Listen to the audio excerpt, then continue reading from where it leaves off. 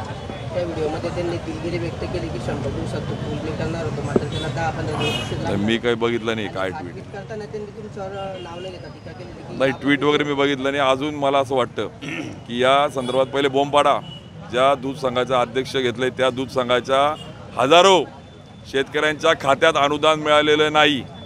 मी कुठला आरोप करत नाही, मला कुठलं राजकारण करायचं नाही. आम्हाला महाविकास आघाडीला कुठलंही राजकारण करायचं नाही आहे किंवा भावनेशी खेळायचं नाही. आम्ही अत्यंत शाश्वत शेतकऱ्यांच्या हक्काच्या मुद्द्यावर, मग ते दूध असो किंवा कापूस, केळी असो किंवा ज्वारी, या मुद्द्याला या प्रश्नाला आम्हाला उत्तर पाहिजे. आम्ही राजकारण करण्यासाठी नाही तर त्या प्रश्नाला न्याय मिळण्यासाठी बसलो. त्यामुळे त्याला उत्तर द्या, ती बोंबाडा.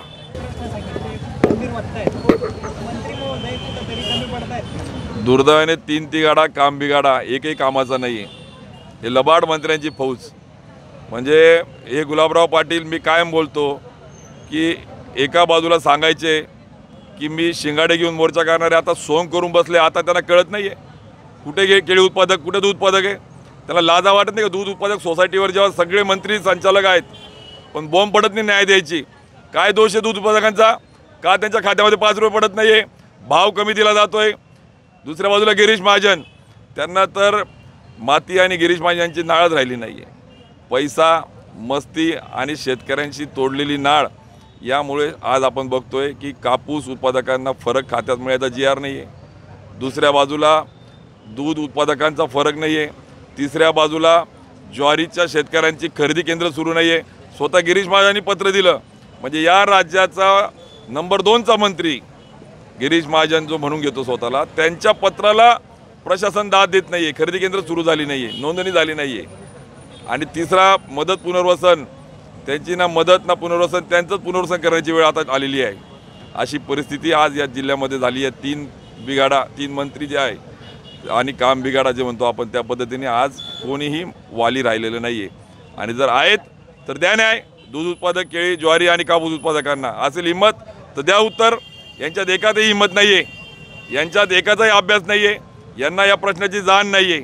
त्यामुळे आज महाविकास आघाडी, आमचे सर्व शरदचंद्रजी पवार पक्षाचे नेते, पदाधिकारी, कार्यकर्ते, राष्ट्रीय काँग्रेसचे नेते, कार्यकर्ते, शिवसेना उद्धव बाळासाहेब ठाकरेंच्या विचाराचा पक्षाचे कार्यकर्ते, पदाधिकारी, शेतकरी संघटनेचे पदाधिकारी, कार्यकर्ते, या सगळ्यांच्या माध्यमातून या शेतकऱ्यांच्या प्रश्नाला केवळ या ठिकाणी फोटो आणि बातमीपुरता आंदोलन न करता शाश्वत प्रश्नावर आम्ही आंदोलन आज सुरू केलेलं आहे.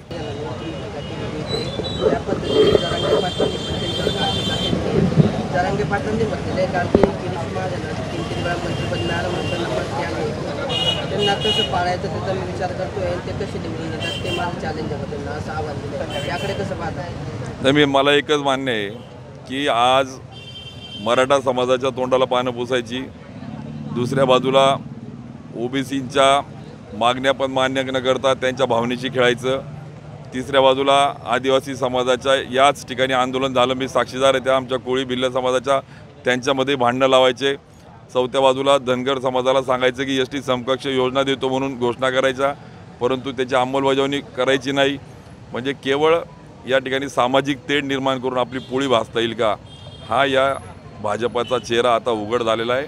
त्यामुळे गिरीश महाजन असो का देवेंद्र फडणवीस असो, या महाराष्ट्राला हे कळलं आहे आणि आता ही क्रांती जळगाव जिल्ह्यातून करण्यासाठीचं महाविकास आघाडी शेतकऱ्यांच्या माध्यमातून उतरले. टप्प्याटप्प्याने अजून हे आंदोलन तर आम्ही जोपर्यंत आम्हाला याचं शाश्वत पर्याय उत्तर जोपर्यंत मिळेल तोपर्यंत सोडणार नाही आहे. आणि याही पुढे आम्ही या ठिकाणी मग गिरीश महाजन असो यांचा चेहरा, यांचा पर्दाफाश करू आम्ही की हे खरोखर शेतकऱ्यांची मुलं आहे का. आणि असतील अरे द्या, तुम्हाला लोकांनी निवडून दिलं आहे, या शेतकऱ्यांनी तुम्हाला जबाबदारी दिली आहे, गोरगरिबांच्या आशीर्वादाने तुम्ही त्या ठिकाणी मंत्री, आमदार, दूध संघचे चेअरमन झालेले आहेत. तुम्ही यांना सगळ्यांना न्याय द्या.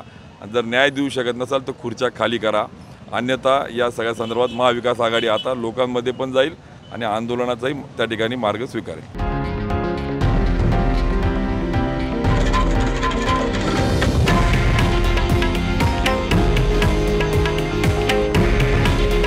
हे आहे देशातील नंबर 1 न्यूज नेटवर्क आणि आपण पाहत आहात TV9 मराठी.